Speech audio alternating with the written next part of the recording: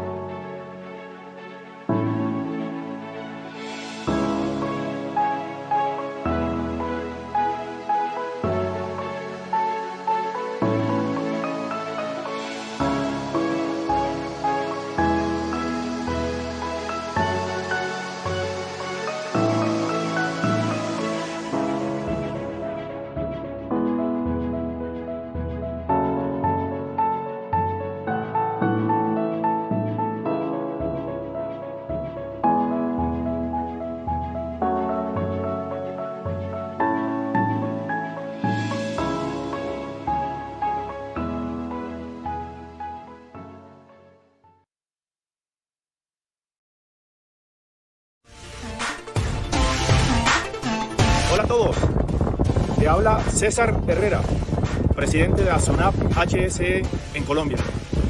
Y aquí, desde esta tierra maravillosa, desde las dunas, en Ica, Perú, quiero hacerte una invitación muy especial. Y es al 8º Congreso Internacional de Seguridad, Salud, Medio Ambiente y Emergencias, 8º CISAE. Congreso Internacional que organiza nuestro amigo y hermano Pablo Ochoa. Un congreso con buenas temáticas, buenos conferencistas de alto nivel, con temas de vanguardia requeridos para estos tiempos tan difíciles y complejos. Pero sobre todo, como dice nuestro amigo Pablo y hermano, gente buena. Un congreso que organiza Proicet Panamá. Así que los invito para este 8º Congreso Internacional de estas tierras maravillosas del Perú. Fíjense ustedes, para que disfruten ese congreso que pronto tendremos desde la ciudad de Panamá, una ciudad de vanguardia. Hasta pronto y nos vemos donde facilitaremos temas sobre cultura, innovación y liderazgo en seguridad. Hasta pronto, gente buena.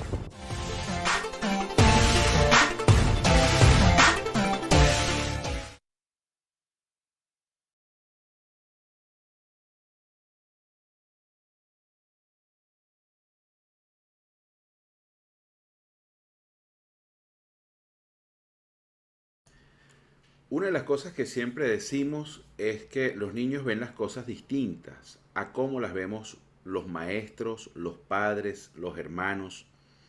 Y parte de ese proceso de visualización de las cosas distintas nos lleva a ver cómo los niños se meten en problemas o los metemos en problemas sin necesidad.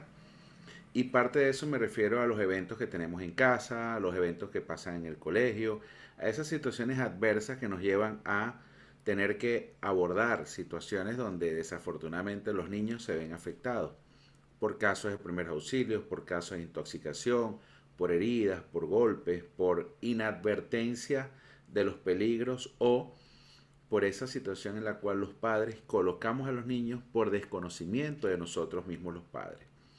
Entonces caemos en esa necesidad de abordar temas específicos de primeros auxilios, donde para padres y para maestros son temas sumamente importantes y que necesitamos que todos conozcan sin excepción. Y eso es importante para todos.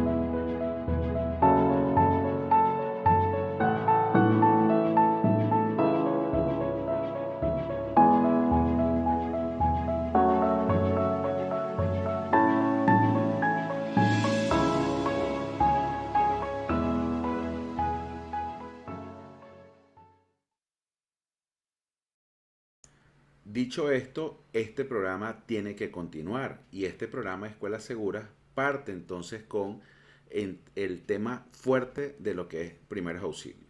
Ya estuvimos viendo la circulación mayor, la circulación menor en clases anteriores, estuvimos haciendo dibujos y ahora entonces entramos en esa formación técnica que al final necesitamos que eh, transformemos esa información en cápsulas que para los niños y para las brigadas pueden ser importantes.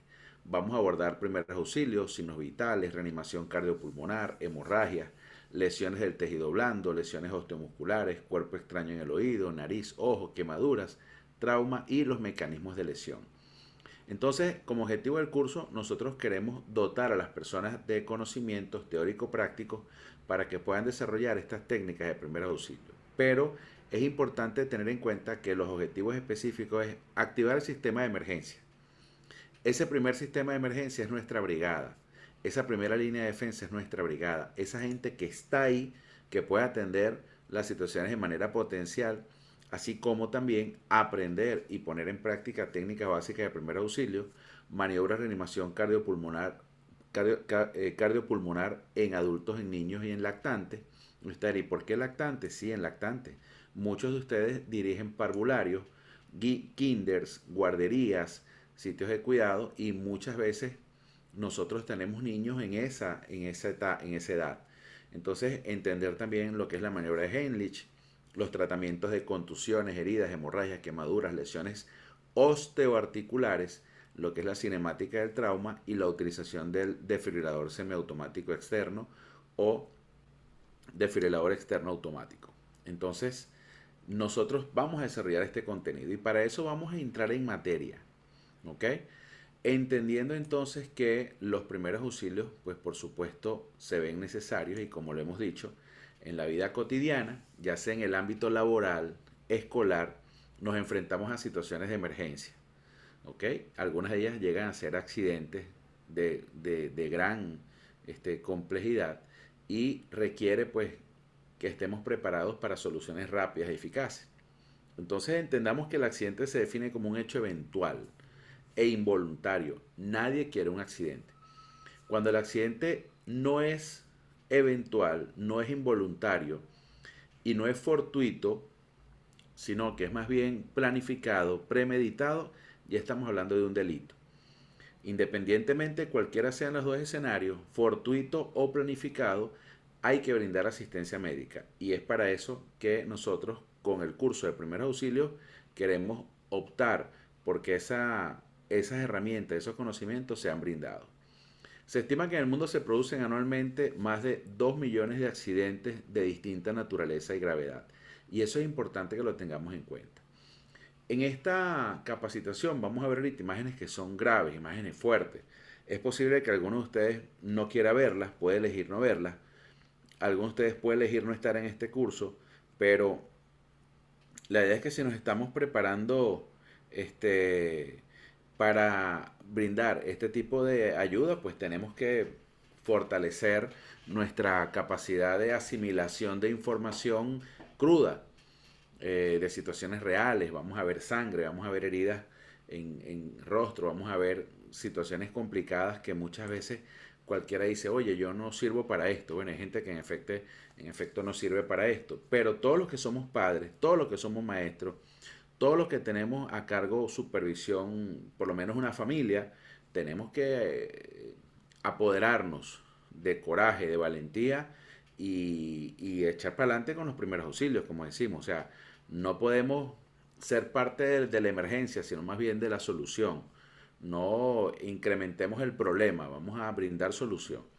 Entonces, si bien es cierto, esa situación es compleja, no es menos cierto que no es igual atender a un extraño que atender a un familiar.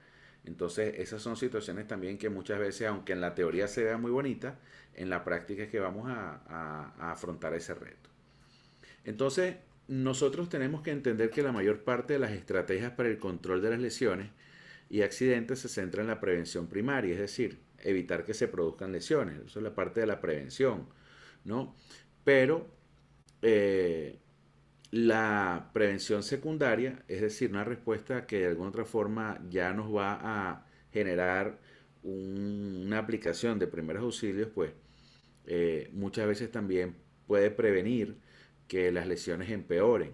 Entonces, siempre es bueno tener en cuenta que esa tensión en el momento, en el sitio, esa tensión que se genera va a prevenir adversidades. Y si esa tensión, bien sea en la primera instancia o en una segunda instancia, cada vez es más técnica, es más profesional, pues sin duda alguna vamos a estar encaminados en lo correcto, vamos a estar encaminados hacia lo que queremos. Sobre todo, prevenir que esa situación empeore, que se vea más afectada. Entonces, esta definición, primeros auxilios, le va a salir en el examen. Dice, los primeros auxilios son todas aquellas medidas o actuaciones que realiza una persona, auxiliador, socorrista, primer respondiente, brigadista, en el mismo lugar donde ha ocurrido el accidente, con material prácticamente improvisado, hasta la llegada de personal especializado. Entonces, fíjense que los primeros auxilios tienen que ser dados ahí en el momento. No es un tema de que usted no lo llamaron y a la hora fue a brindar primeros auxilios. No, eso es asistencia médica, eso no es primeros auxilios. Entonces nosotros debemos entender que estos primeros auxilios se dan en el momento en que ocurre el evento, la adversidad, el accidente, la lesión, y con base a eso entonces se toman las acciones de rigor. Es importante entender que hay conceptos que dentro de los primeros auxilios van a significar la diferencia entre tiene que ser atendido de inmediato o muere, o tiene que ser atendido pero no está en peligro su vida. Entonces aquí tenemos el caso de una urgencia. Una urgencia es cualquier situación en que no está en peligro de forma inmediata la vida, como por ejemplo una fractura en un brazo, un dolor abdominal, etcétera. No estamos diciendo que no requiera asistencia médica, sí la requiere, pero no está en peligro la vida. Entonces, en el caso de una emergencia, pues la situación sí está en peligro la vida, ¿ok? Es esa situación en la que la persona se puede ver afectada. Hay un paro cardiorrespiratorio, hay una asfixia, hay hemorragias importantes, hay envenenamiento. Entonces aquí la situación sí, por supuesto, amerita extremar todas las precauciones del caso porque está comprometida la vida. Entonces, dicho esto, nosotros debemos entender que el objetivo de los primeros auxilios es preservar la vida, preservar que empeoren las condiciones del individuo, sus lesiones, evitar complicaciones, inclusive evitar complicaciones posteriores derivadas de una mala atención, asegurar el traslado del afectado a un centro asistencial, mantenerse en el sitio del suceso hasta entregar toda la ayuda e información necesaria y promover posteriormente la recuperación. ¿Qué es importante? Fíjense. Este es un material que preparó un doctor, gran amigo, que se llama Víctor Rodríguez. Es un material que se focaliza en lo que es la gestión de la emergencia, pero sin duda alguna nosotros debemos tener en cuenta que una de las cosas que nosotros debemos procurar aquí es que la asistencia médica, los primeros auxilios, el soporte básico de vida que brindemos sea de calidad, por dos razones. Una, la mayoría de los casos son niños. Dos, nosotros como padres y representantes nos impactaría muchísimo si la asistencia médica que debió recibir nuestro hijo no fuera correcta. Entonces nosotros debemos entender que evitar las complicaciones, inclusive aquellas derivadas de una mala atención, es fundamental. Si nosotros tenemos a cargo niños en cualquier edad, pues estamos asumiendo su cuidado por un salario, por un sueldo, por un pago, por un acuerdo, lo que sea. Pero nosotros estamos asumiendo una responsabilidad muy grande. Entonces, es por esta razón que casi siempre nosotros advertimos que en el caso de los niños, la llamada al papá, la llamada al 911, la llamada al servicio de asistencia médica, independientemente cuál sea el caso, es una excelente estrategia. El pedir ayuda en caso de atender niños es una excelente ayuda. Activar la brigada, trasladar al niño, esas son situaciones que siempre son muy asertivas. Siempre. Yo prefiero pelear con un papá o pelear con un maestro porque no lo llevaron a la clínica cuando debían llevarlo o a un hospital, que prefiero mil veces, perdón, que se exageró en la asistencia médica a que no lo llevaron a un centro asistencial. Entonces, son dos situaciones muy distintas. En la primera estaría casi siempre agradecido y en la otra estaría altamente preocupado. Entonces, tengan en cuenta que siempre es bueno visualizar ese escenario, ¿no? Otra de las cosas importantes es un principio que nosotros llamamos paz. ¿Ok? Y ese paz ya vamos a entender ahorita en qué consiste. Buscamos es proteger, en primer lugar, evaluar el sitio, tanto para el auxiliador como para la víctima, es decir, que sean seguros para ambos. Nunca se debe socorrer a una persona en un lugar inseguro de alto riesgo para un auxiliador, ya que puede transformarse en víctima y agravar la situación. Entonces esto es importante que lo tengamos presente.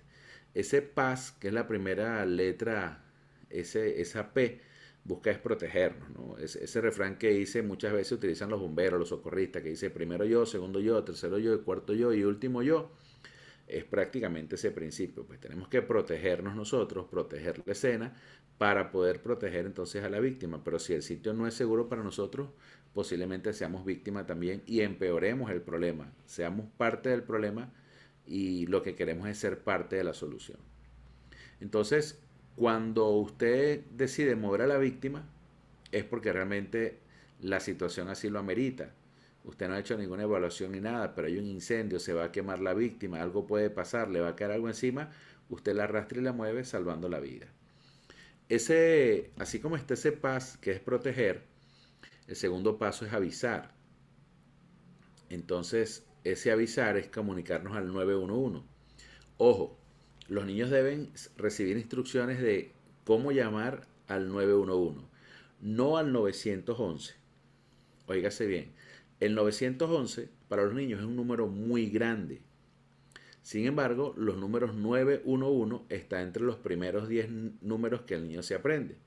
Entonces no es igual cuando usted dice 911, que es un número inalcanzable en cierta edad para un niño, a cuando usted dice vamos a llamar al 911. Usted debe enseñar respeto por ese número, usted debe enseñar, inclusive advertir que llamar ese número sin necesidad o por broma o por jugar es un delito y que eso lleva inclusive a penas de prisión. Entonces debemos dar a entender que ese número es cuando algo pasa, mamá no responde, papá no responde, el maestro no responde, hubo un accidente, hay personas sangrando, hay personas que tienen dificultad para respirar, necesitamos pedir ayuda de los bomberos, de la policía, de salud, y que solamente debe ser marcado ese niño cuando se dan alguna de esas situaciones.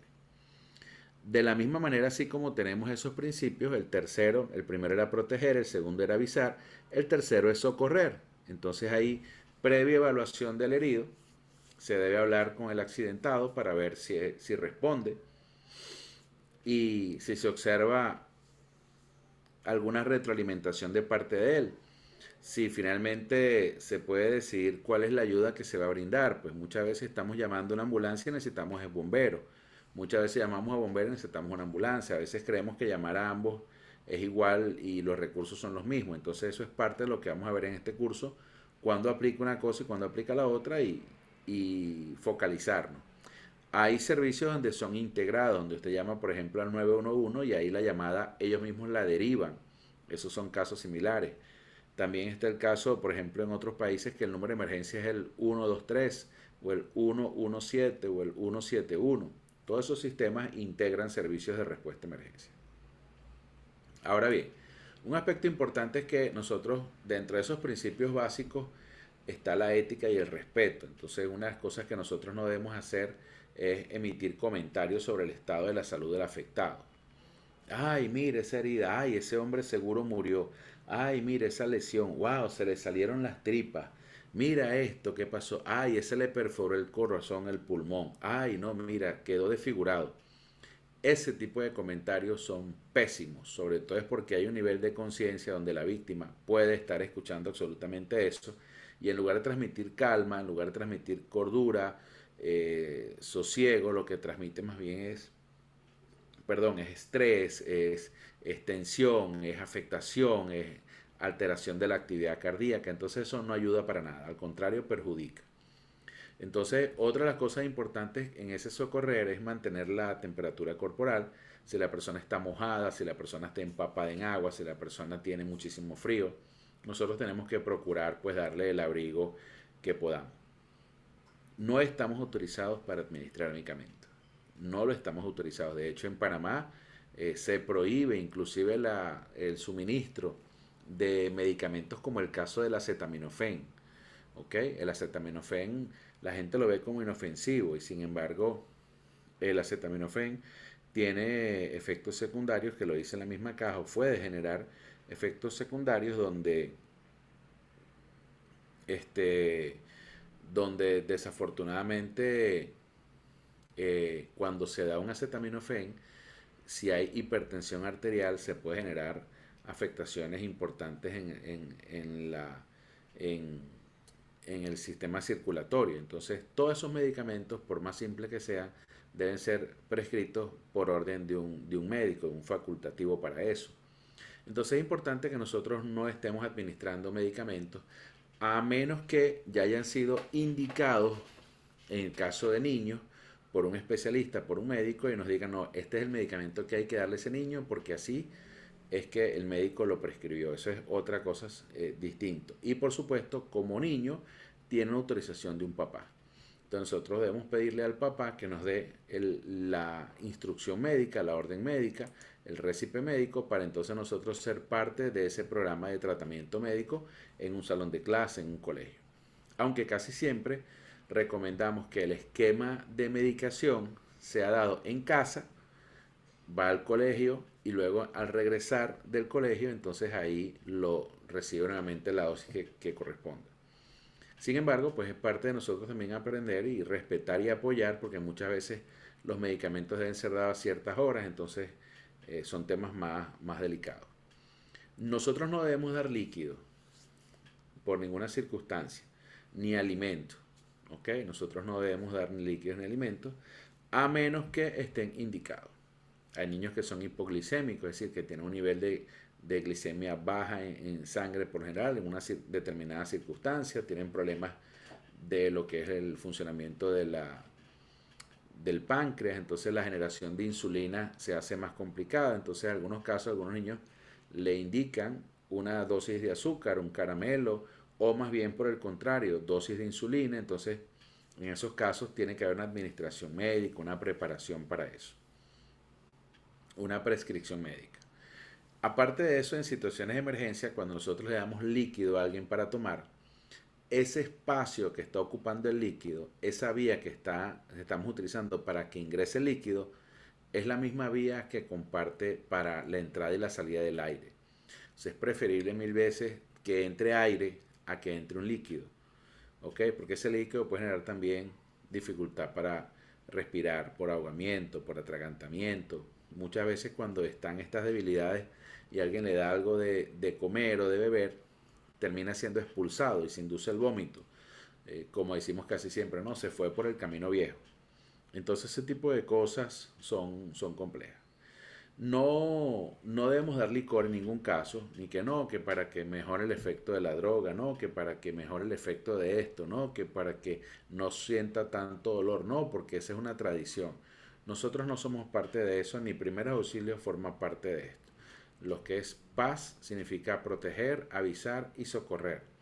Protegemos la zona, nos protegemos nosotros, damos aviso al servicio de asistencia médica, damos aviso a la brigada, damos aviso a quien corresponda y luego entonces brindamos ayuda. Eso es lo más importante para nosotros en este caso y en eso tenemos que estar muy claros.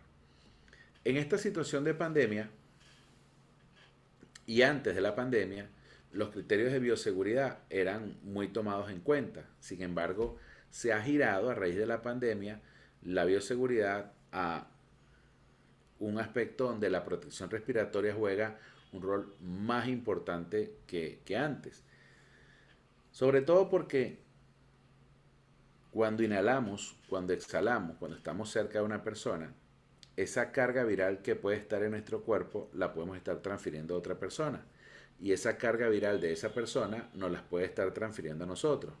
Entonces la protección respiratoria, así como el uso de guantes, así como el uso de gafas, de lentes protectores, así como la higiene, el lavado de manos, así como el uso de guantes para incorporar nuestras manos al cuerpo de otra persona, pues cada vez juega un papel más importante. Entonces nosotros debemos entender que la bioseguridad es tan importante que maniobras como, no sé si recuerdan la respiración boca a boca, ya esa maniobra, respiración boca a boca, no se recomienda a menos que haya una barrera. Entonces se utiliza la recomendación boca, barrera, boca.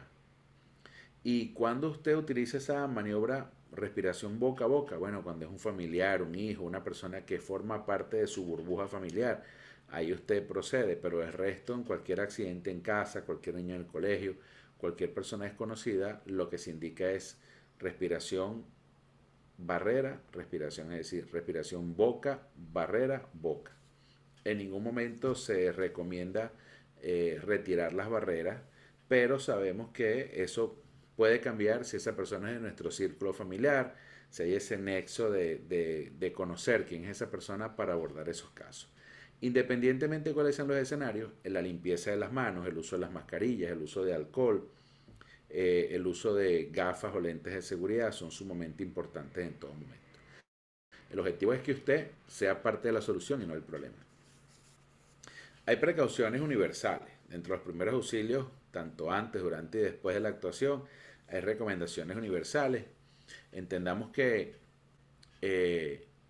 esas precauciones que nosotros tomamos van a ser parte de un conjunto de técnicas y procedimientos que buscan que el personal que esté prestando primeros auxilios pues no se contagie, que evite infecciones y principalmente situaciones como el contacto sanguinolento, el contacto con fluidos, con secreciones, con sangre. ¿Por qué? Bueno, porque está el virus que causa la enfermedad, como es el caso del VIH, virus de inmunodeficiencia humana, que causa la enfermedad de nombre SIDA, síndrome de deficiencia adquirida, así como está el virus, que es el SARS-CoV-2, que causa la enfermedad de nombre COVID-19. Así como está el virus de la hepatitis, que causa la hepatitis, y así sucesivamente cualquier otra, cualquier otra contacto puede ser también un tema a cuidado. ¿Okay? Usted puede ver una persona que se ve en perfectas condiciones y esa persona de repente puede ser un portador de VIH. Esto no le lleva a discriminar porque no va a haber ningún riesgo de contagio con que usted hable con esa persona, que usted conversa con esa persona, pero el momento de que usted comience a tener contactos con fluidos corporales, entonces usted tiene que visualizar también las medidas de bioseguridad para evitar pues que usted inclusive pueda que usted pueda generar una afectación, una enfermedad, una disminución de las defensas a esa persona o que esa persona requiera, aplique sobre usted una desventaja desde el punto de vista de inmunodeficiencia. Entonces, para eso pues necesitamos lo que es lo básico, el equipo de protección personal, lo que es la ayuda a la protección de las manos. Entonces fíjense que una cosa es decirlo, me voy a proteger, y otra cosa es ir y comprar la protección y tenerla ahí en el maletín de primer auxilio. Son dos cosas muy distintas. Hay gente que dice que va a proteger, pero no protege. Y hay gente que, como nosotros, nos estamos preparando para proteger y tenemos que buscar la forma de proteger y tenemos que buscar la forma para equipar ese colegio. Yo le digo a los padres y representantes, les digo, ¿usted invertiría $1 en la seguridad de sus hijos? $1. Claro que sí, invertimos $1, claro que sí. Bueno, fíjense, en un colegio que tenga 1000 niños, $1 por niño son $1000. Eso es suficiente para tener un excelente equipamiento de primer auxilio, excelente, para tener extintores, para tener radios, para tener chalecos para la brigada, para tener megáfonos, para tener señalización. Es decir, con $1 por niño, nosotros tenemos suficiente capital para equipar muy bien a una brigada de respuesta a emergencia. Entonces fíjense cómo nosotros tenemos que ir cambiando este concepto de que la seguridad depende nada más del colegio, la seguridad depende nada más de los papás, la seguridad depende de los bomberos, la seguridad depende de Protección Civil o SINAPROC. Este es un tema integral. Bomberos puede ayudar en un tema, Protección Civil ayuda en otro, la sociedad de padres y representantes en otro, el colegio en otro y los niños y los brigadistas en otro. Entonces es un trabajo en equipo. ¿Ok? Al final nosotros, cuando tenemos en cuenta todas estas consideraciones y se registra un evento, tenemos que ir a una evaluación física. ¿Ok? Tenemos que evaluar cuáles son los componentes de ese escenario, qué es lo que está pasando, y entonces ahí identificar dos cosas: qué pasó en el escenario, ¿ok? Cuál es la escena, y lo otro es qué está pasando el paciente. Entonces, si yo consigo una escalera volteada, volcada, con una lámpara rota, con unos focos o bombillos rotos, yo puedo asumir que esa persona se cayó de esa escalera. Si consigo una persona en una vía pública, en el centro de la vía, un carro que se ha volcado, yo puedo asumir que eso fue un arrollamiento o un accidente de tránsito. Si yo consigo una persona intoxicada con drogas en el escenario o medicamentos, algo por el estilo, yo puedo asumir, hacerme una idea, pero no puedo tener la garantía. Entonces yo simplemente pido ayuda en ese caso y aplico el PAS: proteger, avisar y socorrer. Entonces, una de las principales acciones cuando yo decido ya socorrer, voy a brindar primeros auxilios, es comenzar con la evaluación inicial.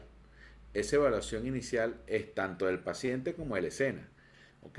Aplicamos en la identificación de qué es lo que está pasando ahí. ¿Cierto? Entonces nosotros tenemos que valorar. ¿Qué vamos a valorar?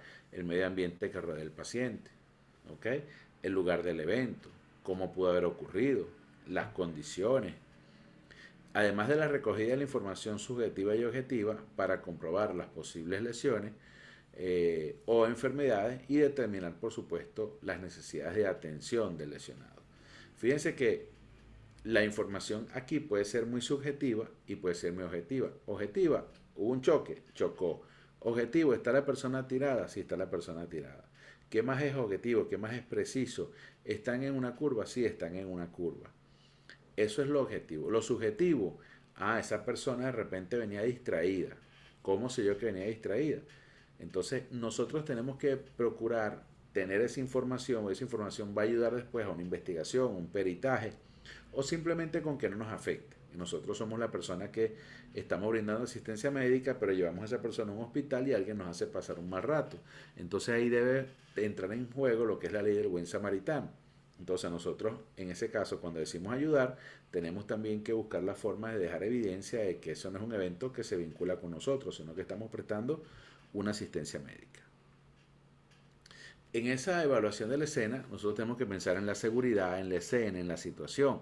Entonces, esa evaluación comienza incluyendo tres aspectos importantes, como mencioné. La seguridad: hay que evaluar todos los posibles peligros, garantizando que todos los respondedores y el mismo paciente se encuentren seguros. La escena: entender qué fue lo que realmente ocurrió, cómo ocurrió, la cantidad de personas y posibles vehículos involucrados, la fuerza, el grado del daño del vehículo, la velocidad. Todas esas son cosas que se consideran. La situación: cuántos y qué tipo de pacientes en la escena. Puedo atenderlos con recursos que tengo disponibles, requiero refuerzos, requiero recursos, cuántas personas están involucradas.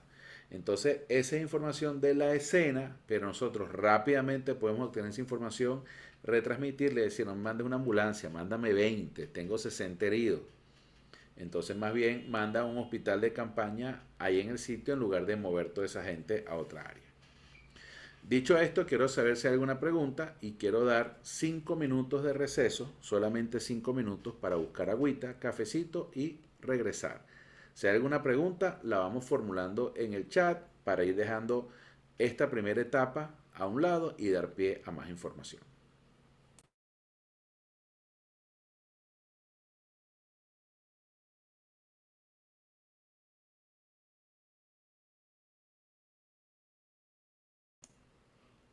Hemos tomado un pequeño receso. Excelente. Muy bien. Entrando en lo que es la evaluación inicial del accidentado, este examen físico debe realizarse de manera sistemática. Sistemático se refiere a organizado, estructurado. debe hacerse en un periodo de tiempo no mayor a 2 minutos. ¿Por qué? Porque requerimos en muy poco tiempo saber qué está pasando, tener una idea de cómo está ese accidentado para poder entonces tomar acciones de inmediato y así anticipar cualquier afectación futura. Entonces, este examen tiene dos etapas, una que llamamos primaria y otra que llamamos secundaria. Pero este examen se realiza, por supuesto, desde la cabeza hasta los pies, es decir, todo el cuerpo. De los pies a la cabeza decimos que nos referimos a que se evalúa todo el cuerpo, pero de manera sistemática, estructurada, comenzamos siempre de arriba de la cabeza hacia los pies. Cuando nos referimos a esto, abordamos que en el examen primario nosotros vamos a reconocer qué está pasando al momento que comenzamos a tener contacto con la persona. ¿Okay? ¿Cuáles son las consideraciones que nosotros observamos? ¿Qué es lo que le está costando qué a ese lesionado? ¿Le dificulta respirar? ¿Le dificulta estar despierto? ¿Le dificulta moverse? ¿Qué limitación tiene? Y eso nos permite entender si hay hemorragia, si hay una pérdida de sangre, si hay una lesión, si hay dolor, si está alerta, si está consciente. Esa información la vemos nada más con observar esta fotografía. Esa persona sabemos que se siente mal, está sangrando, se ve inquieta, tiene una coloración distinta a la que pudiera ser la normal, pero esa información hasta ahora no está del todo confirmado. Yo voy a ese examen primario a ver qué está pasando. Y para realizar esto no se necesitan instrumentos de diagnóstico ni equipos especializados. Básicamente es comprobar que las vías respiratorias estén permeables. Básicamente vamos a ver si la persona respira o no respira, cómo está respirando, si hay presencia de pulso o no hay presencia de pulso o actividad cardíaca, si hay latidos cardíacos o si hay algún compromiso circulatorio, alguna hemorragia, si está lo que llamamos shock, que hoy vamos a explicar qué es eso. Y por supuesto evaluar el nivel de conciencia. Entonces, nosotros tenemos que entender que este examen primario lo que busca es eso. ¿Está respirando o no está respirando? ¿Tiene pulso o no tiene pulso? ¿Hay hemorragia? No hay hemorragia. ¿Está consciente o no está consciente? ¿Qué es lo que está pasando? Eso es básicamente lo que nosotros buscamos con este examen primario. Eso es lo más importante a la hora de tomar una acción específica, porque eso nos va a permitir también comenzar a tener criterios más fuertes para decir, no está respirando, tengo que buscar la forma de que respire. No tiene actividad cardíaca, tengo que buscar la forma de que tenga actividad cardíaca. Tiene hemorragia, tengo que buscar la forma de tener la hemorragia. Entonces, de esa misma manera, en la medida que voy identificando amenazas, voy tomando acciones para solucionar eso. Por supuesto, hasta ahora no le hemos dicho cómo hacerlo. Estamos diciendo qué es lo que hay que hacer. Luego vamos a decir cómo se va a hacer esto. Entonces, entrando en ese cómo se va a hacer, para realizar este examen, no se necesitan instrumentos de diagnóstico ni equipos especializados. ¿Qué vamos a hacer? Bueno, de la siguiente forma vamos a, 1, comprobar que las vías respiratorias estén permeables. ¿Cómo sabe usted que la vía respiratoria está permeable? Bueno, usted va a comenzar a hablar con la persona y usted debe esperar que si usted le hace una pregunta, la persona responda. Cuando la persona comienza a hablar, para hacer ese habla, el habla se da por proceso que se llama fonación. ¿Qué significa fonar? ¿Qué significa fonación? ¿Qué significa esa palabra? La fonación no es más que el proceso en el cual se emiten sonidos cuando el aire pasa por las cuerdas vocales. Si usted emite sonidos, si la persona emite sonidos, es porque el aire está pasando por las cuerdas vocales. Pero la calidad de ese sonido también determinará que también está pasando el aire por ese segmento. Entonces, nosotros tenemos que entender que no es nada más ver si respira o no respira, sino es cómo está dándose esa respiración. ¿Ok? Hasta ahora simplemente podemos decir respiración normal y respiración anormal. ¿Cuál es la diferencia? Es demasiado obvio, es demasiado evidente, pero aún así al final vamos a ver unos videos al respecto. ¿Ok? Luego nos vamos a comprobar y evaluar la respiración.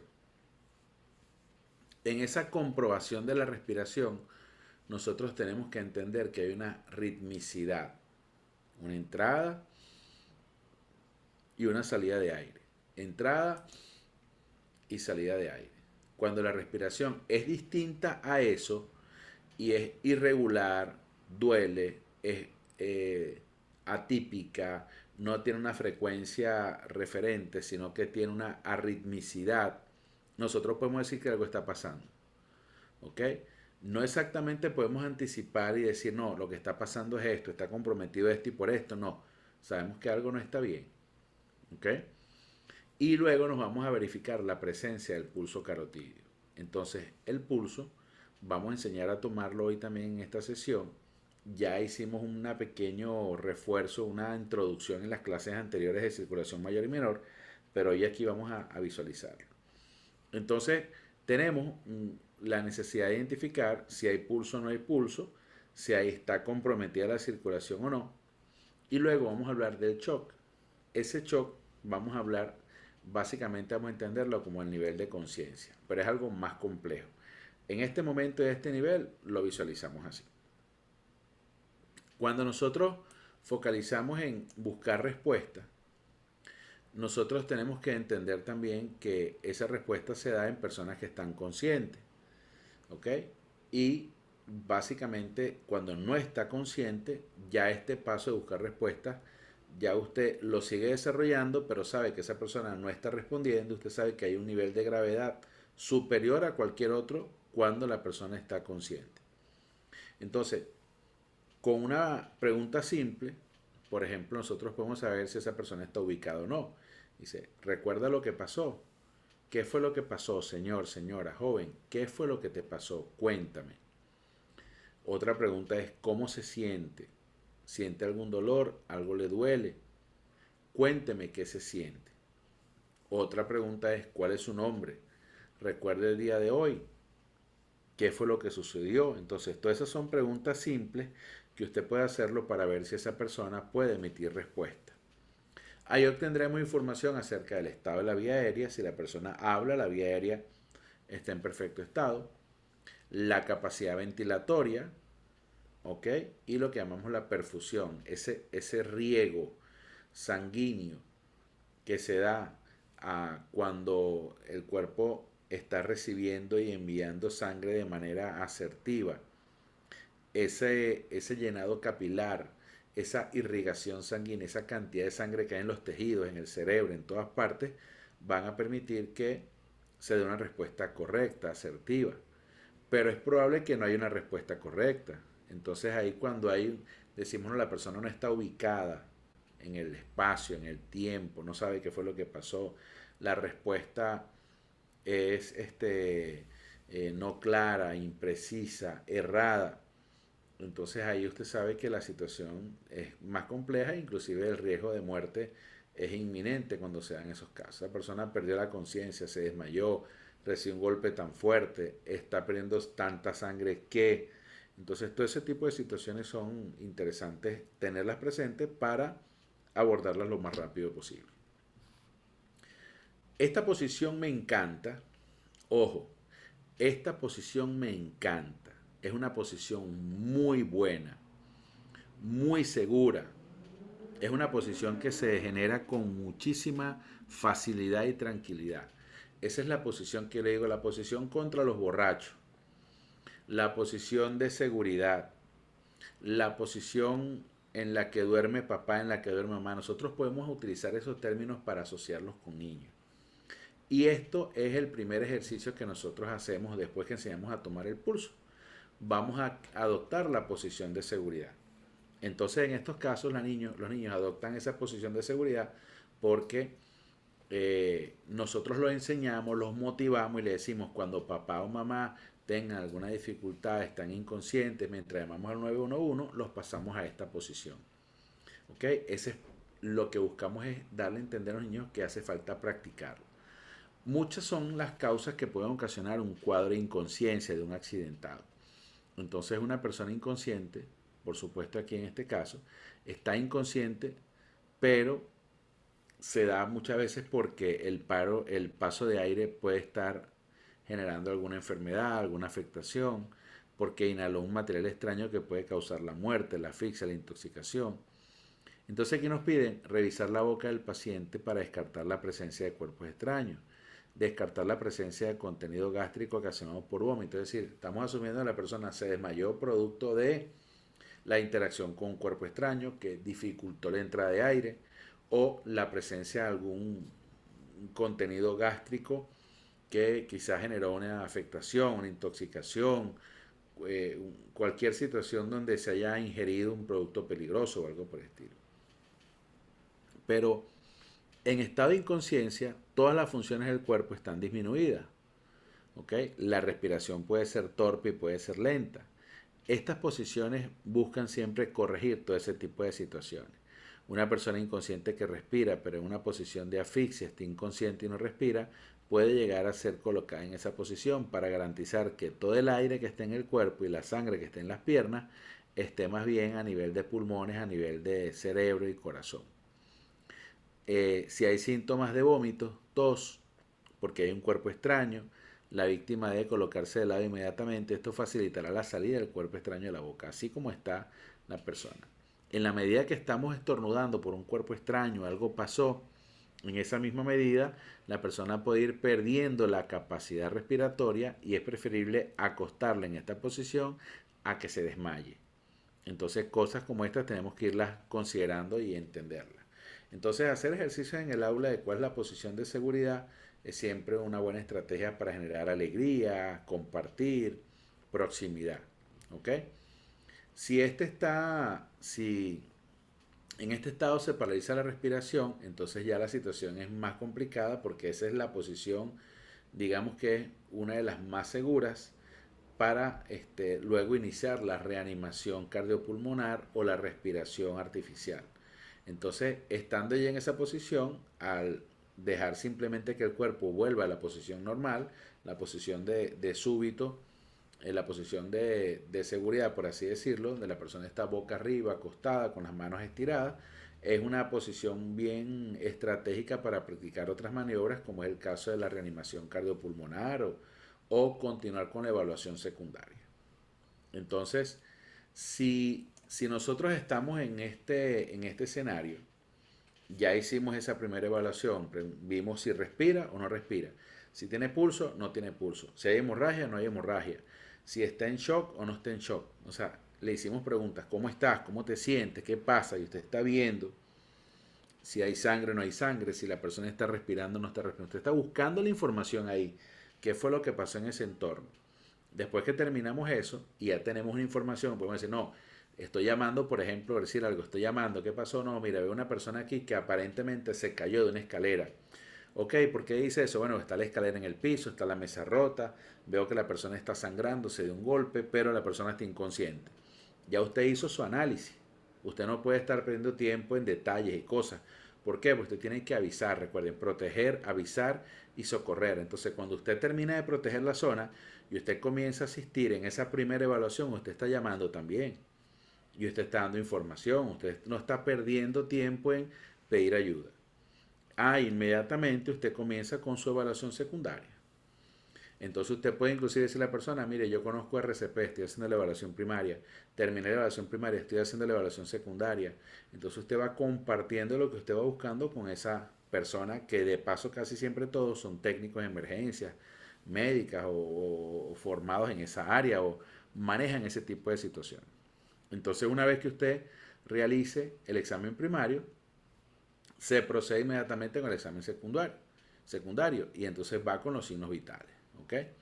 En este caso, fíjese que usted tiene por lo general 1 minuto máximo para hacer esa evaluación de los signos vitales. Entonces, si el pulso se toma en 1 minuto, la respiración se toma en 1 minuto, usted no va a tardar 2 minutos. Ya usted tenía 2 minutos del examen primario.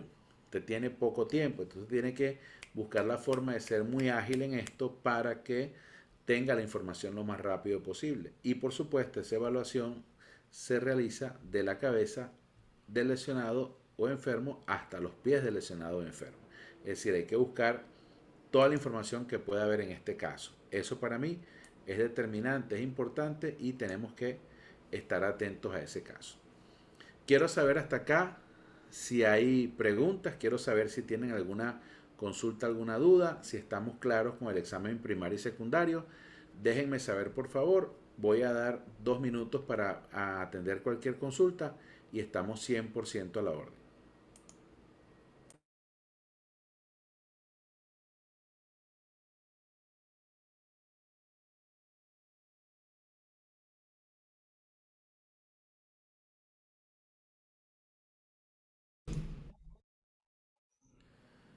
Muy bien, entonces vamos a entrar en lo que son los signos vitales.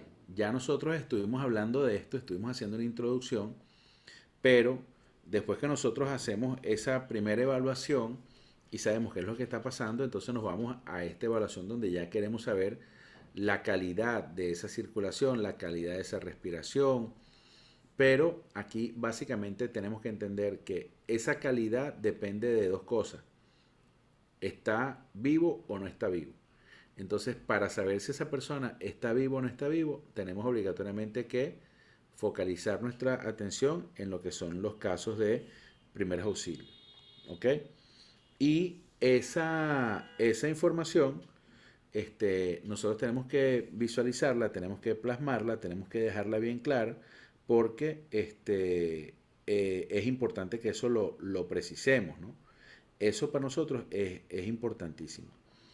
Ahora bien, una de las cosas que nosotros tenemos que también considerar es que mientras más efectivos seamos en la toma de los signos vitales, esto nos va a ayudar muchísimo, sobre todo a entender qué tan bien o qué tan mal está esa persona.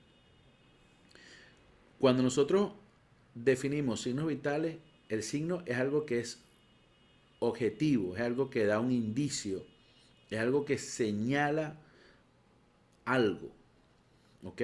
Y lo que es vital es relativo a la vida. Entonces, los signos vitales son esas señales que nos dan el indicio de que esta persona está viva. Esa señal, ese indicio de que esa persona está viva, ¿ok? Entonces, 4 indicadores útiles, perdón, nosotros tenemos en la función corporal para saber si esa persona está viva o no está viva.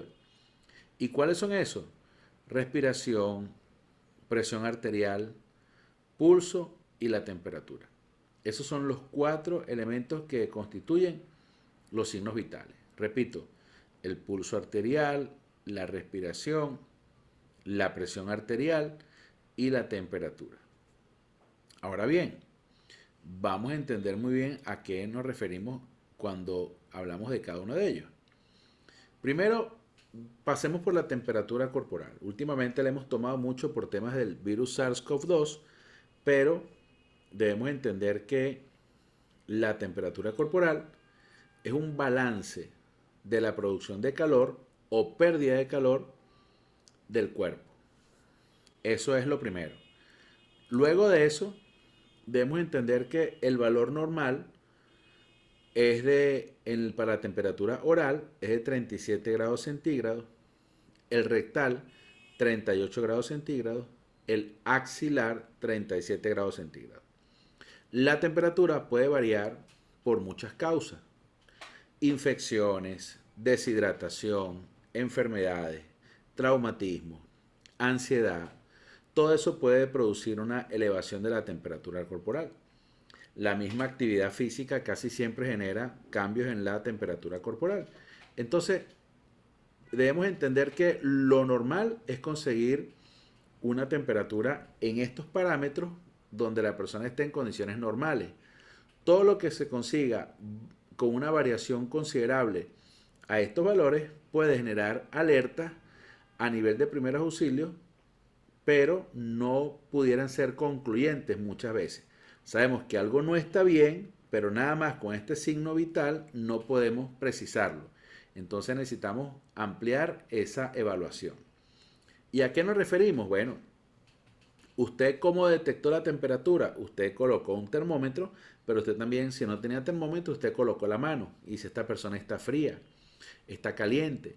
Como ese es subjetivo, porque usted no tiene el termómetro, usted esa misma información subjetiva la mantiene y la comunica. ¿Por qué? Porque como no tiene termómetro y no va a tener un termómetro en un determinado tiempo, usted debe saber si la temperatura se mantiene o no, si hay algún cambio o no, si algo está pasando y usted tiene que ir comunicando eso. En cuanto a la respiración, me gusta mucho este esquema porque fíjense que aquí viene lo que es la nariz, lo que es la boca, luego viene la tráquea, ¿ok? De la tráquea inmediatamente viene un punto que se llama carina. Esta carina se escribe con C, ¿ok? Y luego vienen los bronquios, ¿sí? Bronquio primario izquierdo, bronquio primario derecho, y luego vienen los bronquios secundarios, los bronquiolos, y luego vienen los alvéolos, que es donde ya explicamos que se da el verdadero proceso de respiración. Pero aquí tenemos el diafragma, entonces me gusta mucho ver la cúpula diafragmática porque este músculo es donde del músculo hacia arriba lo llamamos tórax o pecho y del músculo hacia abajo lo llamamos abdomen o barriga. Pero fíjense que estas superficies pulmonares, en este caso, en el lado izquierdo tienen 2 lóbulos, en el lado derecho tienen 3 lóbulos. Es decir, como si fuese 3 partes de pulmón y aquí 2 partes de pulmón. Pero ¿qué sucede? Nosotros debemos entender que cuando se da la respiración, muchas veces este músculo, muchas veces no, este músculo siempre participa en ese proceso porque él permite comprimir los pulmones o baja y los pulmones se expanden. Entonces, el diafragma en la medida que sube y baja, él también va a participar en el proceso respiratorio, en el proceso mecánico de la respiración. Entonces la respiración comprende 2 actos separados. La inspiración, que es la fase durante la cual el tórax aumenta su diámetro, ¿ok? Hay una disminución de la presión pulmonar, se produce la entrada de aire dentro de los pulmones y la expiración, ¿ok? Donde se bote el aire, la fase durante la cual el tórax disminuye sus diámetros, aumenta la presión pulmonar y sucede la salida de aire de los pulmones. Entonces fíjense que hacer una inspiración y una exhalación, eso es parte de un ciclo respiratorio, ¿ok? Entonces el diafragma participa en el proceso de respiración para inhalar y exhalar. Entonces, en la medida que nosotros inhalamos y exhalamos de manera voluntaria, la persona dice está vivo. ¿Por qué? Porque está respirando. Pero para escuchar la respiración hay que acercar el oído a las vías respiratorias, a la nariz y la boca. Para observar que está respirando, también conviene ir visualizando el abdomen de la persona, el pecho de la persona, para ver si se expande y se contrae. En algunos casos, cuando la respiración es con dificultad, esa expansión y contracción no va a ser rítmica, sino que va a ser arrítmica, va a ser atípica, no va a ser constante, no es regular. Entonces, esos son signos en los cuales nos dicen, esta persona está está respirando de manera anormal, atípica, con dificultad. Entonces, nosotros debemos estar pendientes de ese proceso de respiración porque eso nos da también pie a decir qué tal está el proceso de respiración.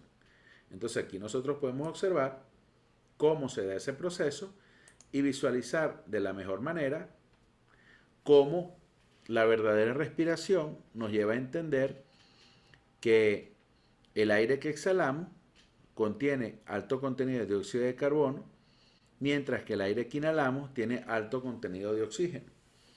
Entonces es ahí, en los pulmones, donde ese aire que inhalamos lleva oxígeno y se carga en esos sacos y también se deja el dióxido de carbono que se va exhalando. Entonces es ahí en el alvéolo pulmonar donde se da ese proceso de intercambio gaseoso. La verdadera respiración está ahí. Entonces, como dice el video, el aire que contiene oxígeno pasa por la nariz y al exhalar, pues sacamos también el dióxido de carbono y los residuos que están en el proceso de ventilación. Entonces, esa ventilación pulmonar nos lleva a esos sacos diminutos de aire que llamamos alvéolos y esos alvéolos se comunican con el torrente sanguíneo. Eso es como una estación del metro. Ahí se va montando el oxígeno y se va bajando el dióxido de carbono. Se monta el oxígeno y se baja el dióxido de carbono. Y ese oxígeno que se monta va en la sangre, en esa estación del metro, para ir a dónde? Por todas esas arterias a llevar oxígeno al cuerpo humano, al cerebro, a los brazos, al hígado, al corazón. Esa sangre oxigenada va a irrigar todo el cuerpo, va a distribuirse por todo el cuerpo. Y la sangre que venía por las venas, que venía más contaminada, entonces esa sangre ahí se baja el dióxido de carbono, fíjense, ahí se está montando el oxígeno, ahora comenzamos a bajar el dióxido de carbono, que es lo que llega a los pulmones desde el torrente sanguíneo y es lo que exhalamos, es lo que botamos, ¿ok? Entonces agarramos oxígeno, botamos dióxido de carbono y así se da el proceso de respiración. Eso es lo que llamamos la respiración. Cada vez que la persona inhala y exhala, eso es una respiración. Entonces, en un adulto debe, por supuesto, detectarse fácilmente la respiración. Pero si usted le dice, voy a ver si está respirando o no, o si usted le dice, voy a evaluar tu respiración, el cerebro tiene la capacidad de controlar el proceso en esa fase de conciencia. Entonces usted cuando vaya a tomar la respiración no le dice, usted simplemente comienza a ver el tórax de la persona mientras hace ver que está tomando el pulso. Eso lo vamos a enseñar más adelante para que usted se familiarice con eso. Usted comienza a tomar el pulso, pero resulta que terminó de tomar el pulso, no dice nada y comenzó a observar el tórax y así ya usted comienza a hacer el conteo de las ventilaciones en el tórax sin decirle a la persona que va a observar su respiración. ¿Por qué? Porque la respiración puede ser controlada también en una etapa de manera consciente. Si la respiración dependiera exactamente de que nosotros estamos pendientes de respirar, bueno, imagínense, en lo que vemos una chica guapa o las damas ven un chico guapo, ¡pa! ¿Qué pasó? Un paro respiratorio. ¿Por qué no? Vi una chica bonita y se le olvidó respirar. Entonces hay una parte de nosotros que de manera automática en el cerebro controla el proceso respiratorio. Por eso muchas veces cuando hay golpes en el cerebro se pierden facultades como la vista, como especie de la audición, como la capacidad de respirar. Entonces la gente termina con respiración asistida. Entonces, estos procesos son importantes que nosotros los visualicemos para que entendamos que la respiración es la entrada y salida de aire. ¿Para qué entre el aire? Para cargar ese tren que va en los alvéolos y llega hasta la sangre, donde lleva esa sangre oxigenada y ese oxígeno llega al cerebro y así se carga el cerebro de energía. ¿Y dónde se bajan los contaminantes? Ahí justamente en los alvéolos. Se bajan ahí para entonces luego ser exhalados. Entonces, inhalación y exhalación es una respiración. Y eso es lo que nosotros buscamos para saber si alguien está respirando y si está respirando decimos está vivo. ¿Por qué? Porque está respirando. Así de igual manera tenemos el pulso. El pulso es un proceso muy similar al que pasa en la respiración, solamente que en este caso nosotros verificamos es que el pulso es una onda de sangre, una onda que va cuando se distiende las paredes de la aorta, ¿ok? Que es una estructura, es como un carrizo, una manguera, un pitillo, un segmento de una arteria, donde cada vez que se acumula la sangre ahí en el ventrículo izquierdo es enviada y esa onda sanguínea que pasa por las arterias es eyectada desde el ventrículo y entonces ese golpe de ariete, esa onda de sangre que se eyecta desde la aorta proveniente del ventrículo izquierdo genera un golpe cuando nosotros la aplastamos, cuando nosotros comprimimos una arteria con los dedos contra un hueso, ahí percibimos el paso de esa onda sanguínea. Fíjense que ahí tenemos en el corazón. Cuando nosotros tenemos acá el ventrículo izquierdo, fíjense que ahí está el ventrículo izquierdo, lo estoy señalando ahora. Cuando el ventrículo izquierdo ahí se está llenando de sangre, ¿ok? Él se llena de sangre, el ventrículo manda la sangre por las arterias. Este es el callado aórtico. Entonces, esa onda sanguínea que manda el ventrículo izquierdo, que en los dibujos salía hacia abajo, aquí lo vemos hacia arriba, porque sale realmente hacia adelante prácticamente, hacia adelante y hacia arriba, pero que gráficamente nosotros lo veíamos hacia abajo en los dibujos. Bueno, aquí es exactamente igual, solamente que aquí la sangre sale hacia adelante, ¿ok? Y luego va a todo el cuerpo humano para llevar sangre oxigenada.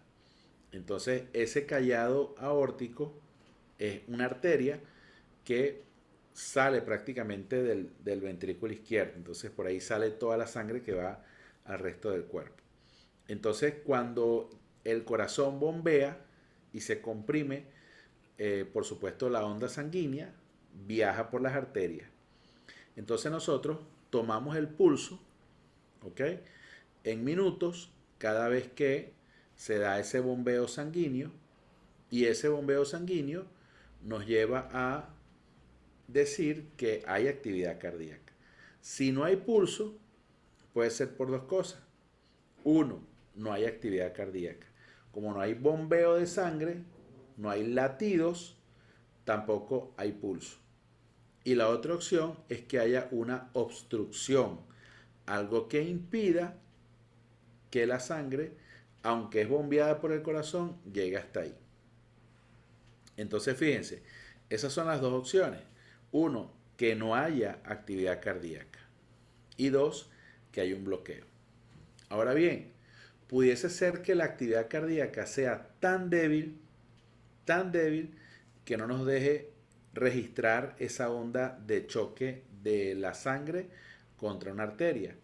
Entonces uno tiene que ir buscando el pulso a ver si es que está más arriba, más próximo al corazón. Entonces hay gente que dice, espérate, no tiene pulso en el brazo, pero tiene pulso en el cuello. Entonces hay actividad cardíaca. Ah, pero entonces, ¿qué está pasando? ¿Será que la actividad cardíaca es muy débil? ¿O será que hay una obstrucción para que el pulso llegue hasta la muñeca? Entonces nosotros tenemos que ir entendiendo todo ese tipo de situaciones.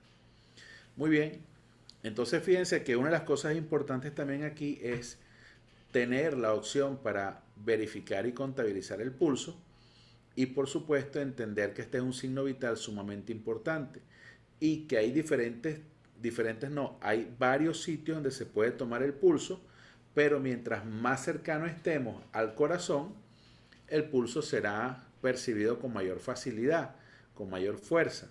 Mientras más nos alejamos del corazón, el pulso será más débil porque la sangre pierde esa presión de descarga, entonces comienza a ser un poco más continua hasta que llega a las venas y es 100% continua porque depende de la succión del corazón. Dicho esto, entonces nos toca hablar de la presión arterial. La presión arterial sería el tercero el cuarto, perdón, de los síntomas, de los signos vitales. El primero que vimos fue la temperatura, luego vimos respiración, luego vimos el pulso arterial y ahora vemos la presión arterial. ¿Pero qué es la presión arterial? Es el estado de tensión de las arterias, ¿ok? Estado de tensión de las arterias, que depende de la energía de la actividad cardíaca.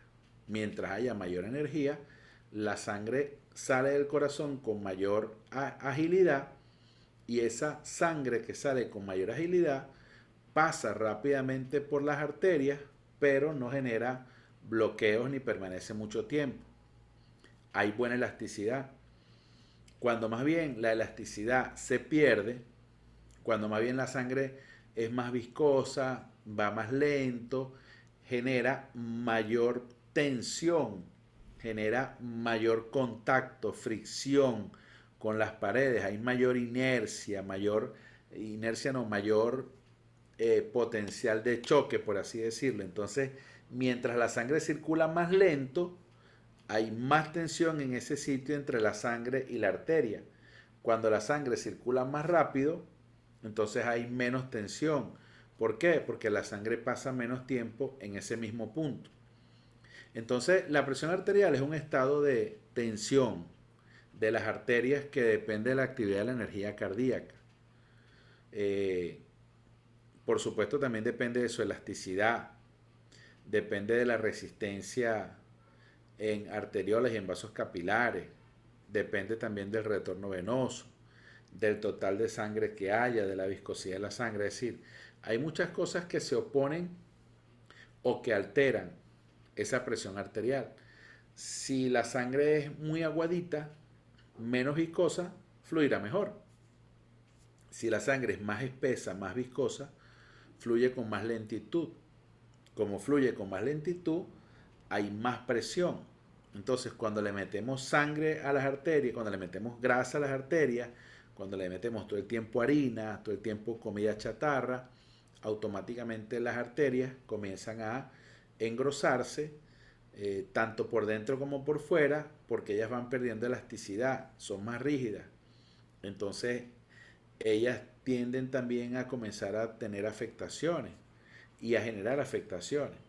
Entonces nosotros tenemos que hacer lo posible, todo lo posible, todos, incluyendo los gorditos, levantamos la mano los gorditos, tenemos que hacer todo lo posible por disminuir de peso. ¿Por qué? Porque a disminuir de peso estamos disminuyendo la cantidad de sangre que se acumula en las arterias, la cantidad, perdón, de grasa que se acumula en las arterias. Entonces de esa manera podemos tener un sistema circulatorio más protegido, con menos fricción, con menos tensión y que dure mucho más. Vamos a ver entonces este video de lo que es la presión arterial.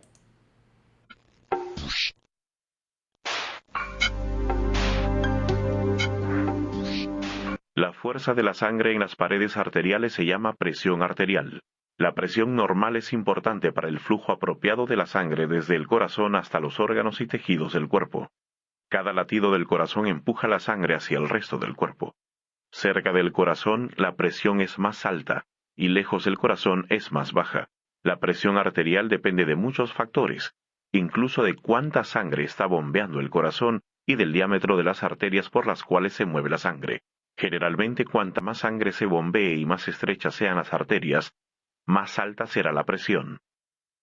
La presión arterial se mide tanto cuando el corazón se contrae, que se llama sístole, como cuando se relaja, que se llama diástole. La presión arterial sistólica se mide cuando los ventrículos del corazón se contraen. La presión arterial diastólica se mide cuando los ventrículos del corazón se relajan.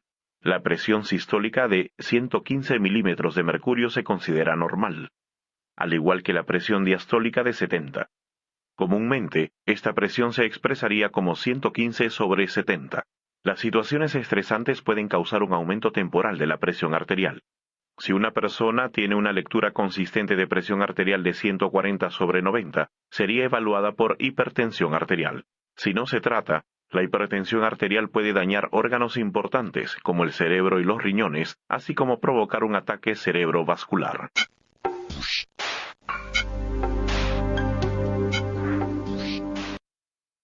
Muy bien, vamos a observar ese video una vez más porque es importante que eso quede bien plasmado y bien grabado, ¿ok? Una vez más observemos ese video.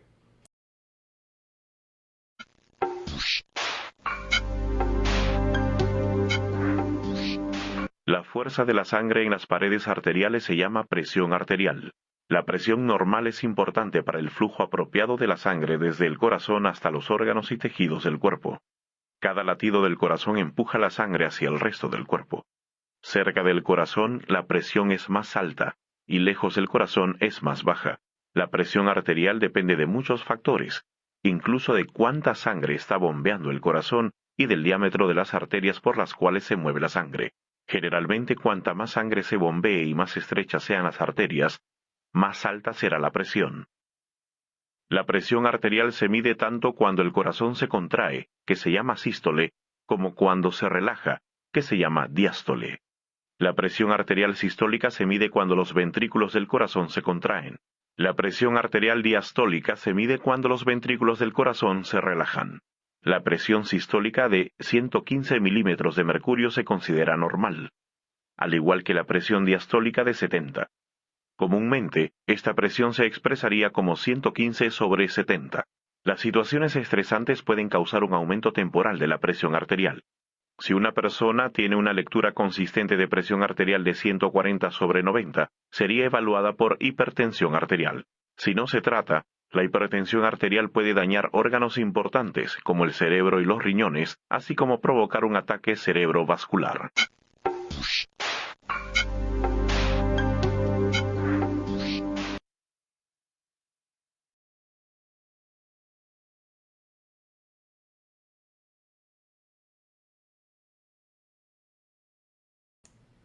Muy bien. Entonces, fíjense que en este caso, aquí observamos ese video que es sumamente importante. Ahora vamos a observar un video de cómo medir la presión arterial.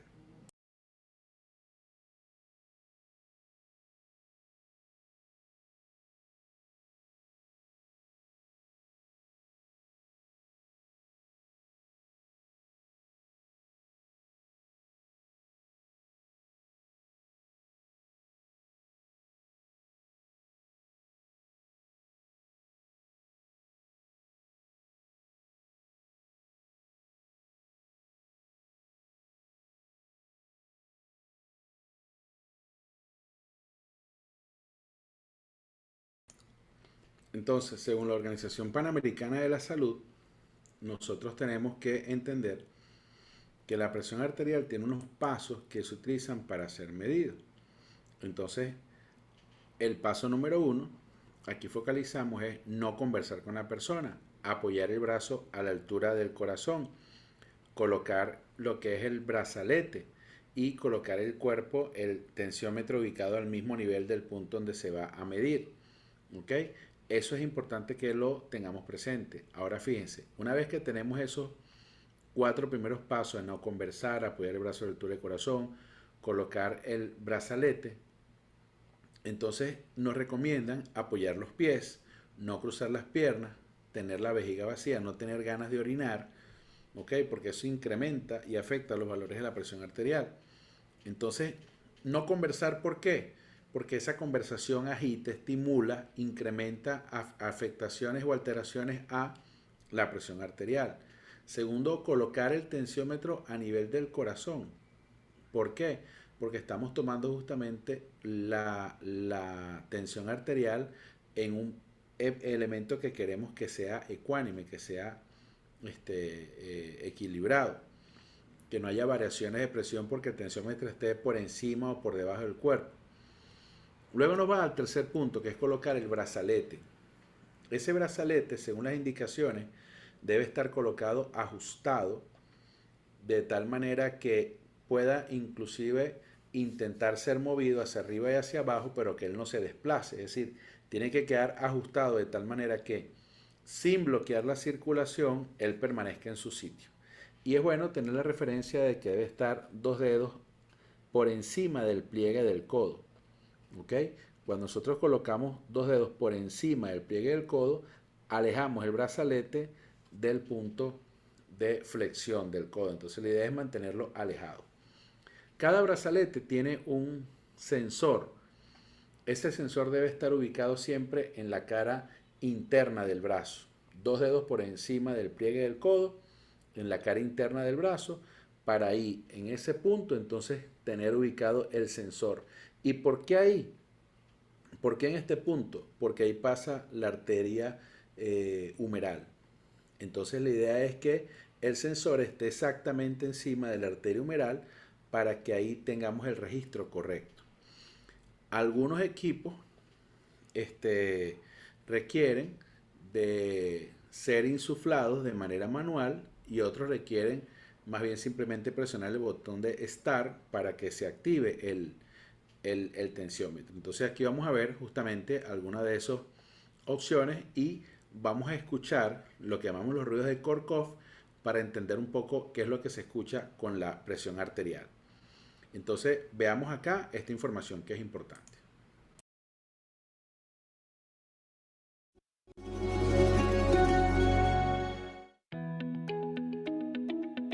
En el método manual de medición, el nivel de presión arterial se determina a través de ruidos que se producen cuando la sangre comienza a fluir a través de la arteria braquial al abrir la válvula de la pera de insuflación. Estos se conocen con el nombre de ruidos de Korotkov. A medida que la presión del manguito va disminuyendo, las características de los ruidos van cambiando hasta que desaparecen cuando la presión ejercida por el manguito es menor a la presión dentro de la arteria. Los cambios observados permiten identificar 5 fases. Al abrir la válvula de insuflación desde el nivel máximo, se debe poner atención a los 2 primeros ruidos audibles. Estos sonidos corresponden a la fase 1 de los ruidos de Korotkov e indican la presión sistólica para adultos y niños. En la fase 2, los sonidos son acompañados de un tipo de murmullo. En la fase 3, el murmullo desaparece dando paso a un sonido más nítido y de mayor intensidad.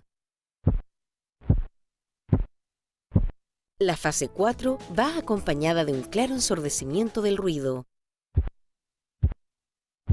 es decir, baja de tono y de intensidad y se corresponde con la presión arterial diastólica en niños y aproximadamente el 20% de las embarazadas.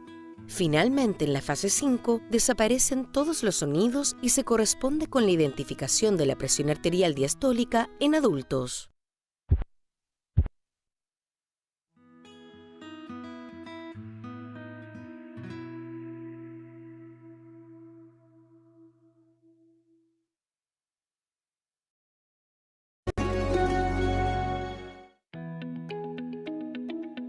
En el método manual de medición, el nivel de presión arterial se determina a través de ruidos que se producen cuando la sangre comienza a fluir a través de la arteria braquial al abrir la válvula de la pera de insuflación. Estos se conocen con el nombre de ruidos de Korotkov. A medida que la presión del manguito va disminuyendo, las características de los ruidos van cambiando hasta que desaparecen cuando la presión ejercida por el manguito es menor a la presión dentro de la arteria.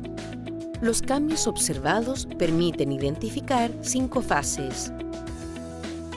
Al abrir la válvula de insuflación desde el nivel máximo, se debe poner atención a los 2 primeros ruidos audibles.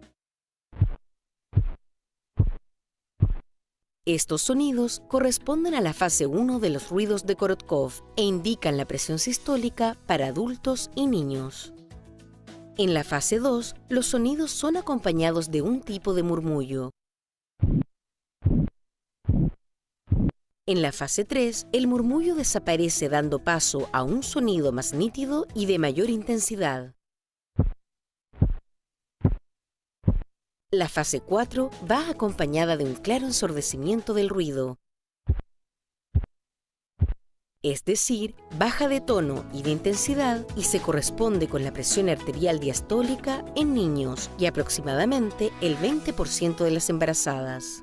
Finalmente, en la fase 5, desaparecen todos los sonidos y se corresponde con la identificación de la presión arterial diastólica en adultos.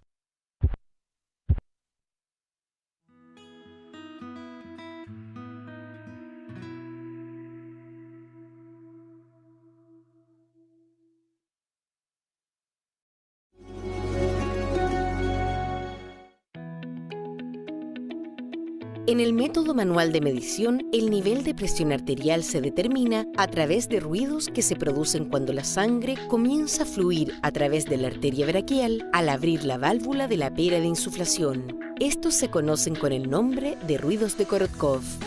A medida que la presión del manguito va disminuyendo, las características de los ruidos van cambiando hasta que desaparecen cuando la presión ejercida por el manguito es menor a la presión dentro de la arteria. Los cambios observados permiten identificar 5 fases. Al abrir la válvula de insuflación desde el nivel máximo, se debe poner atención a los 2 primeros ruidos audibles. Estos sonidos corresponden a la fase 1 de los ruidos de Korotkov e indican la presión sistólica para adultos y niños. En la fase 2, los sonidos son acompañados de un tipo de murmullo. En la fase 3, el murmullo desaparece dando paso a un sonido más nítido y de mayor intensidad. La fase 4 va acompañada de un claro ensordecimiento del ruido, es decir, baja de tono y de intensidad y se corresponde con la presión arterial diastólica en niños y aproximadamente el 20% de las embarazadas. Finalmente, en la fase 5, desaparecen todos los sonidos y se corresponde con la identificación de la presión arterial diastólica en adultos.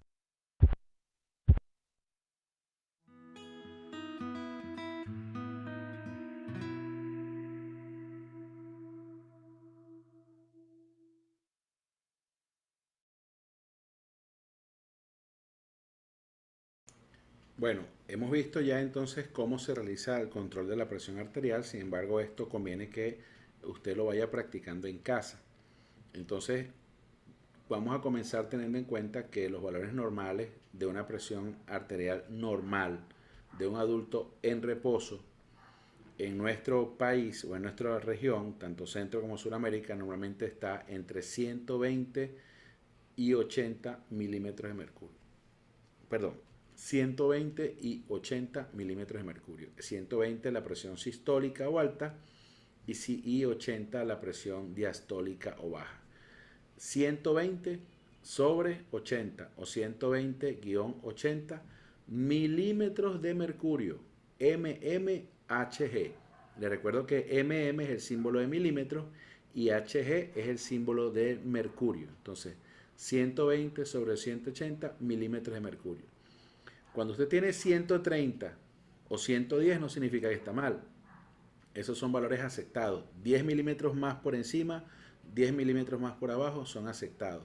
Y cuando esté en 80, 10 milímetros más por encima, 10 milímetros más por abajo es aceptado. Pero en la presión diastólica, esas variaciones de presión, esos 10 milímetros más, pueden dar pie a alertas, alarmas de que algo no está bien. Porque es muy fácil que se modifique la presión arterial sistólica. Es más emocional, es más de la descarga. Pero en cuanto a la succión, casi siempre se debe mantener en esos 80-85 milímetros de mercurio. Entonces, dicho esto, recordemos que es importante también seguir estos principios generales donde tenemos que estar tranquilos, pero actuar rápidamente, hacer una composición de un lugar, que es lo que estamos viendo, cuál es el escenario, hay carros, no hay carros, hay sustancias derramadas, hay espejos rotos, ¿qué hay aquí? Veo una herida de bala, veo un orificio de entrada, no hay de salida, veo que el sitio... Tengo que hacer esa composición del lugar. Tengo que mover al herido con precaución si es necesario moverlo, si tengo que moverlo, si debo moverlo, lo debo hacer con precaución. Por supuesto, tengo que examinar muy bien a esta persona afectada y no hacer más que lo indispensable. Son primeros auxilios, usted no está equipado, usted está limitado en cuanto a información, formación y acreditación. Usted no es médico cirujano, ni va a ser médico cirujano, usted está aplicando primeros auxilios. Entonces eso es bueno que lo tengamos bien delimitado para que no haya exceso. Aquí es importante tratar de mantener a la persona caliente, abrigarla, arroparla, si fuera posible, si fuera necesario, si no se puede el traslado o mientras espera el traslado. No dar jamás nada de beber a la persona inconsciente, jamás, ni a una persona con dificultad respiratoria, ni porque se lo pida. Hay que propiciar calma a la víctima, tranquilizarla y por supuesto no dejar nunca al accidentado a menos que su seguridad está en riesgo. ¿Ok? Del primer respondiente, bueno, de usted como brigadista, como primer respondedor, queremos que sea una persona que tenga el deseo de ayudar y que mantenga ese deseo de ayudar, porque no todos se paran a brindar primeros auxilios. Entonces hay una esencia ahí de un ser humano, una calidad humana que por supuesto lo motiva a ayudar. Ser una persona tranquila en el momento de la urgencia, que sepa mantener la calma y actuar rápido, que en lo posible tiene que estar capacitado para iniciar esas acciones que puedan pues propiciar a la prestación correcta de los primeros auxilios hasta que llegue el personal especializado. De esa misma manera, pues nosotros queremos que usted estudie esto, se comprometa en desarrollar esta actividad.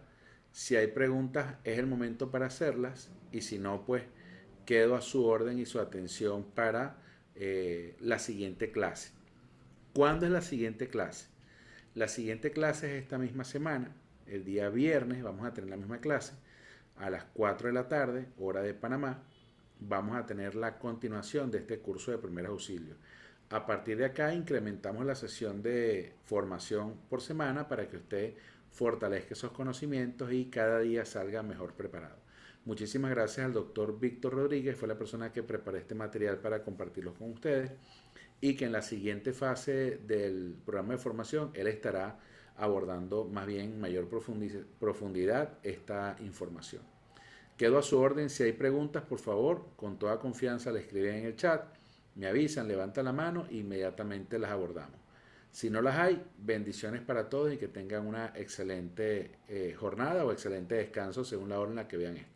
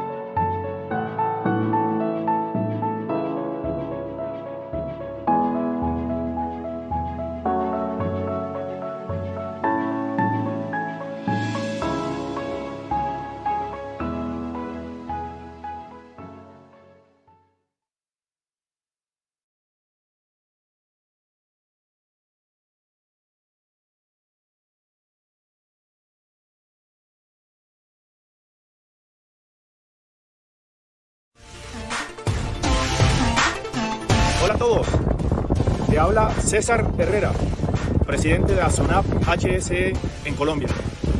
Y aquí, desde esta tierra maravillosa, desde las dunas, en Ica, Perú, quiero hacerte una invitación muy especial. Y es al 8º Congreso Internacional de Seguridad, Salud, Medio Ambiente y Emergencias, 8º CISAE. Congreso Internacional que organiza nuestro amigo y hermano Pablo Ochoa. Un congreso con buenas temáticas, buenos conferencistas de alto nivel, con temas de vanguardia requeridos para estos tiempos tan difíciles y complejos. Pero sobre todo, como dice nuestro amigo Pablo y hermano, gente buena. Un congreso que organiza Proicet Panamá. Así que los invito para este 8º Congreso Internacional de estas tierras maravillosas del Perú.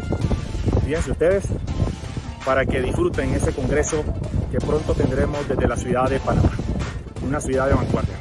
Hasta pronto y nos vemos donde facilitaremos temas sobre cultura, innovación y liderazgo en seguridad. Hasta pronto, gente buena.